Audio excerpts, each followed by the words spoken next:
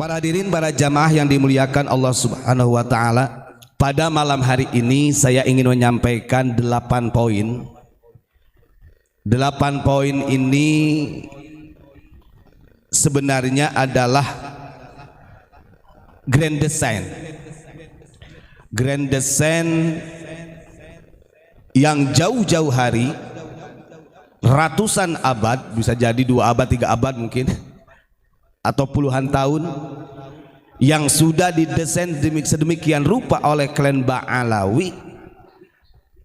Dari sejak Habib Ali As-Sakron yang mencangkokkan Alawi bin Ubaidillah itu kepada dzurriyyah Rasul.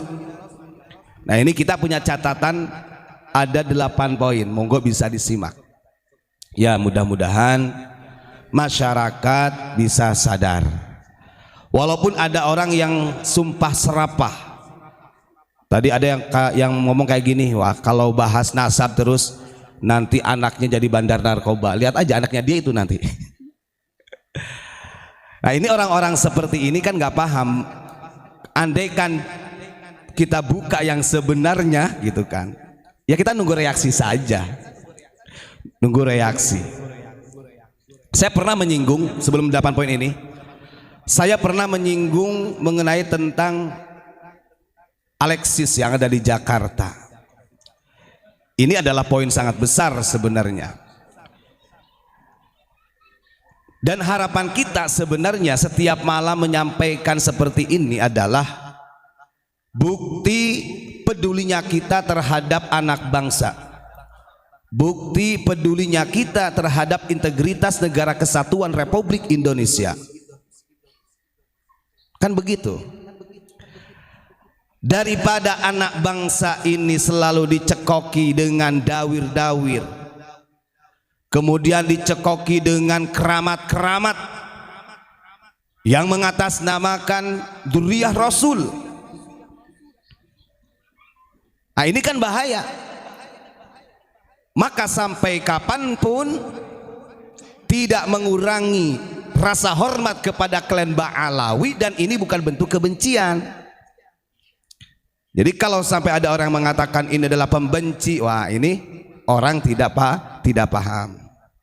Terlepas itu orang mau mengatakan apapun, tapi sampai kapanpun kita akan selalu memberikan penyadaran kepada seluruh pribumi yang ada di Nusantara, khususnya warga-warga Nahdliyin.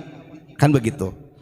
Baik, apa saja 8 poin yang sudah didesain sedemikian rupa oleh kelompok klan Ba'alawi?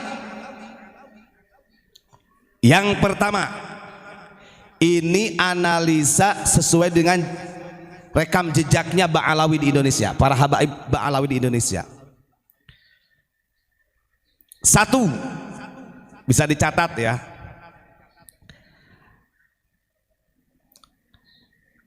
Yang pertama, mengkooptasi umat Islam dengan nasab Rasulullah Shallallahu Alaihi Wasallam. 1, ya.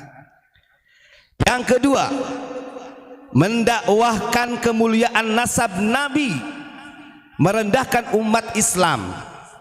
Nah, karena tanpa disadari itu, ketika ada jiwa, ada rasa rasisnya mereka, kemudian menganggap yang lainnya di bawah mereka, tidak sadar bahwa mereka secara tidak langsung merendahkan umat Islam yang lainnya. Kan begitu. Yang ketiga, merampas kemerdekaan beragama. Ya. Jadi ada dari beberapa rekam jejak yang kita pahami seperti yang disampaikan oleh HRS, lagi-lagi menyudutkan Bung Karno. Padahal pada waktu itu memang betul Bung Karno merancang ideologi Pancasila ini atas restu daripada para alim ulama, tapi bukan Habib. Nah, ini bagaimana bukan Habib? Bahwa sekarang aja mau mengumpulkan ulama sufi sedunia, ini rekam jejaknya ada loh. gak berani mengeluarkan dari kantongnya sendiri. Betul ya? Kita tahu multaqo yang ada di Pekalongan itu puluhan miliar itu. Dan ini barter. Artinya perkumpulan ulama ini barter dengan kepentingan politik. Jelas itu. Ini bukan rahasia perusahaan, di videonya ada. Sampai ada ngomong kayak gini. Salah satu paslon dipanggil. Pak, kami mau mengadakan multaqo ya. Perkumpulan ulama sufi sedunia. Berapa ratus orang itu? 200 orang. Yang pada akhirnya setelah menyampaikan kepada salah satu paslon, di situ ada barter politik. Artinya kalau ketika bisa membiayai semuanya kebutuhan acara ulama sufi sedunia pada waktu itu, artinya itu pernyataan dukungan secara internal atau eksternal oleh dia sendiri, oleh tokoh Habib sendiri. Akhirnya di situ terjalinlah kesepakatan berapa puluh M, kan begitu. Nah ini harus dicatat. Padahal kalau kita lihat ulama-ulama yang ada di Indonesia itu lebih kaliber, dan sangat sedikit ulama-ulama yang di Indonesia diundang. Kan begitu. Ini namanya kontrak politik. Mudah-mudahan dijauhkan ya. Terus kemudian yang keempat, mematikan keberadaan pahlawan nasional dan pahlawan yang ada di Nusantara. Ini jelas. Banyak para pahlawan yang sampai dini hari yang dinafikan oleh mereka, sehingga ketika ada penafian daripada pahlawan nasional, disinilah ada penggeseran sejarah-sejarah yang dirubah secara sengaja. Nah ini harus hati-hati. Bahkan termasuk mematikan Nusantara dengan memalsukan sejarahnya. Udah jelas ya. Mereka klan Ba'alawi menganggap Nusantara diislamkan oleh para habaib. Nah ini kegoblokan ini. Imigran Yaman datang ke Indonesia itu kapan? Maka dengan jelas kita sampaikan yang membawa Islam ke Nusantara bukan habaib dari klan Ba'alawi, tapi As-Sayyid Asy-Syarif melalui Wali Songo. Itu yang jelas. Nah itu senangnya mengaku-ngaku gitu mereka itu. Tuh, itu poin yang ini 8 poin tak bacain ya. Poin yang keempat.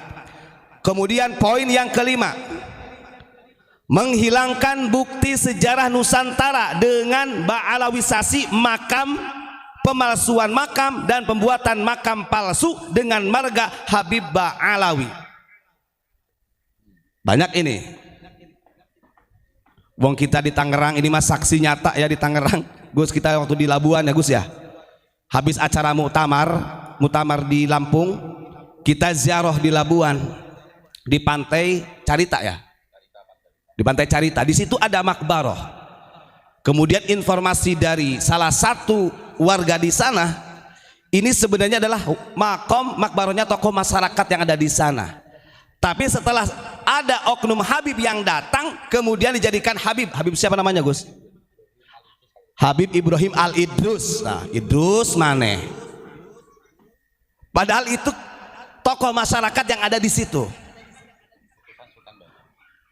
Nah ini makanya ketika Abu Ya sampai bersama rombongan, wah ini sebelum lama polemik nasab sebenarnya Pak, kita sudah tahu. Wah ini ada kesengajaan yang memang sengaja diba'alawikan oleh mereka, jadi marga Al-Idrus ada tuh. Terus yang keenam, konspirasi politik dengan dua kekuatan. Ini catatan penting. Dua kekuatannya. Satu kekuatan adalah klan Ba'alawi atau Habib yang pro pemerintah lah, garis miring LBY lah begitu ya. Orang pasti paham LBI itu apa. Kemudian satu kekuatannya lagi itu dari Habib yang kontrak dengan pemerintah alias HRS. Ini harus dipahami. Ini konspirasi politik ya dengan dua kekuatan. Jadi ada yang pro ke pemerintah LBY, ada yang kontrak dengan pemerintah HRS. Orang Sunda nggak ngerti ketika sampurasun disebut campur racun. Kan goblok itu. Wong dia nyari makannya aja di Indonesia, khususnya di bumi Pasundan kok. Awas, ada tradisi-tradisi yang sudah lama di Indonesia ini sengaja mereka hilangkan. Dan kita jangan takut, walaupun itu ada fatwa dari Gus Najih putranya Bah Maimun, jangan takut. Kalau benar orang NU, di situ ada Nahdlatul Tsaqafah wal Hadharah. Artinya PBNU sudah bertanggung jawab tentang tradisi-tradisi nenek moyang kita selagi tidak menyimpang dengan syariat agama. Kalau begitu dalam khito NU buang dong. Kalau sampai mengkafirkan, memusyrikan tradisi-tradisi yang ada di Nusantara, Nahdlatul Tsaqafah buang. Terus kemudian Nahdlatul Hadharahnya buang. Bahkan les bumi yang menjadi banom PBNU, banomnya NU, buang. Kan begitu. Kita harus cerdas. Kita jangan silau. Wah, itu kan putranya Kiai Haji Maimun Zubair. Putranya Kiai Haji Maimun Zubair itu banyak. Dan santri-santri beliau juga banyak. Kan begitu ya. Jadi kita jangan, karena kemarin ada yang sampai apa Gus? Kesampaian nantang Gus. Nah itu ya. Yang ketujuh, ingat ya, yang keenam tadi ada konspirasi politik, dua kekuatan. Satu, para habaib yang pro dengan pemerintah. Kekuatan yang keduanya para habaib yang kontra dengan pemerintah. Hati-hati, jangan tertipu. Yang ketujuh, mematikan daya nalar masyarakat dengan doktrin halu, mistik dan karomah. Ini jelas. Wong mereka itu berani mengatakan alhamdulillah kami para habaib sudah meminum darah Rasulullah. Kan ngeri. Bahkan setiap para habaib dari klan Ba'alawi tidak sedikit dalam satu zaman itu dijadikan wali kutub. Karena supaya terlihat karomahnya. Al-Arif bila al-kutub, al-kutub al-gaus, kutbul al-gaus, terus semuanya. Bahkan dari ceramahnya, dawir-dawirnya, mereka betapa memuliakan berlebihan ketika menceritakan Faqih Muqaddam. Sampai ada salah satu habib yang mengatakan Faqih Muqaddam itu di dalam wasiatnya, walaupun saya di dunia tidak semasyhur seperti Syekh Abdul Qadir Jailani, katanya, kalau di hadapan Allah martabat kewalian saya lebih tinggi dari Syekh Abdul Qadir Jailani. Sejarahnya aja nggak ada. Maka ada tuh salah satu yang mengatakan bedanya Yaman dengan Indonesia kalau tahlil, katanya. Kalau orang Indonesia tawasul ke wali kutubnya itu Tuan Syekh Abdul Qadir. Tapi kalau di Yaman tawasul kepada wali kutubnya Faqih Muqaddam. Artinya dalam ceramah mereka selalu mengedepankan klan-klan mereka yang seakan-akan masyhur. Kan begitu. Itu yang ketujuh. Jadi yang ketujuh, mematikan daya nalar masyarakat dengan doktrin halu, mistik dan karomah. Kenapa kita katakan mistik? Di Tegal itu ada salah satu habib datang dibawa sama temannya, jual beli minyak. Di dalamnya itu dikasih apa? Kayak wadah gitu Gus. Ada wadah terus kayak pusaka lah gitu. Ini untuk penglaris begini-begini. Udah aneh doain nih gitu. Udah aneh bacain hizib nih gitu kan. Loh, berapa maharnya? Lah untuk permulaan malah khomsamiah. Oh no. Ini gak bohong, nyata. Lanjut. Pokoknya yang mistik-mistik lah. Yang terakhir, yang kedelapan, menafikan para wali Nusantara dan ulama Nusantara. Makanya pantas ketika ada habaib yang mengatakan para habaib adalah pencetak ulama yang ada di Indonesia. Karena secara tidak langsung mereka ingin mengkikis sejarah tersebut, meniadakan perjuangan Wali Songo, mentiadakan perjuangan ulama-ulama Nusantara. Saya tanya, ada gak dari klan Ba'alawi yang tercatat dalam sejarah, dalam kitab, yang menjadi imam Masjidil Haram? Atau mungkin Habib yang di Indonesia lah. Logikanya gitu aja sudah. Kalau ingin memang masyhur ataupun tidaknya di hadapan Allah, sejarah akan membuktikan. Kan begitu. Orang makbarohnya Asy-Syarif Husain bin Ahmad di Ba'alawi kan kok jadi marga Al-Idrus yang di luar Batang itu sama Utsman bin Yahya. Padahal dia Asy-Syarif Al-Hasani. Artinya sangat banyak yang sudah dirubah oleh mereka, bahkan mereka sengaja ingin mengkikis, ingin menghilangkan para ulama-ulama Nusantara yang sudah berjuang sedemikian rupa. Nah, ini perlu diwaspadai. Nah, itu 8 poin sesuai dengan rekam jejaknya dari Ba'alawi, ini yang harus kita waspadai. Jangan takut kita menyampaikan kebenaran. Walaupun itu tadi mengatakan bla bla bla bla, anggap aja itu mah kurupuk, sudahlah. Mereka nggak tahu. Ketika dia hati-hati membahas masalah nasab, nanti anak-anak kamu jadi gembongnya narkoba, gak tahu padu kamu itu siapa, kan begitu. Kalau mau kita buka, oke? Terima kasih. Assalamualaikum warahmatullahi wabarakatuh.